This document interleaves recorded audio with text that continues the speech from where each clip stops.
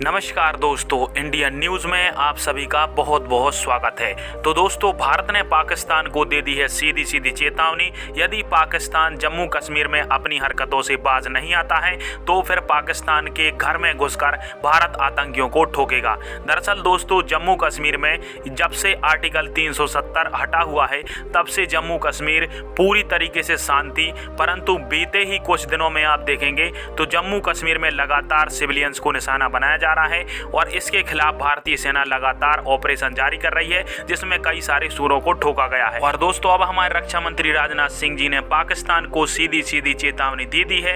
यदि पाकिस्तान आतंकवादी गतिविधियों पर लगाम नहीं लगाता है तो फिर भारत विवश हो जाएगा और भारत को एक बार फिर से पाकिस्तान में घुसकर आतंकियों को ठिकाने लगाना पड़ेगा, क्योंकि जम्मू कश्मीर में आतंकवादी गतिविधियां लगातार बढ़ रही हैं और इन सारी आतंकवादी गतिविधियों के पीछे एकमात्र देश पाकिस्तान का ही हाथ है और वही पूरी तरीके से आतंकवादियों को पालता है, फिर घाटी में प्रवेश कराता है और भारत में अशांति फैलाता है। इसको लेकर राजनाथ सिंह जी ने पाकिस्तान को साफ साफ कह दिया है कि या तो यहाँ पर अपने आतंकवादियों पर लगाम लगाओ या फिर यदि अब की बार पाकिस्तान से आतंकवादी भारत में घुसते हैं तो उनको तो पहले सीमा के इस पार ठोका जाएगा और तुमको हम अंदर घुसकर ही मारेंगे। और दोस्तों, यह पाकिस्तान के लिए सीधा सीधा जवाब है कि भारत चाहे तो एक बार फिर से पाकिस्तान के ऊपर सर्जिकल स्ट्राइक करके आतंकवादियों के ठिकानों को नेस्ते नाबूद कर सकता है।